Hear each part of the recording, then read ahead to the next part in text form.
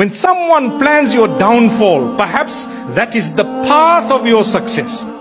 Perhaps that is the exact door through which you are going to get success. So take it in your stride, don't worry. You did your dua, you're close to Allah, you have sabr and taqwa, you are thanking Allah for what He's blessed you. You cannot go wrong. Negatives don't happen to a believer. A believer is only in a positive situation.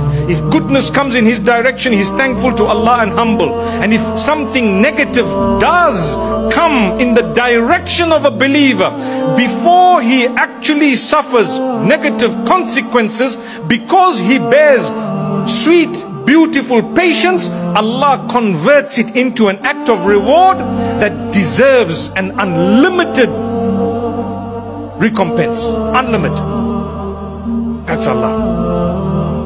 Sabr. You made sabr.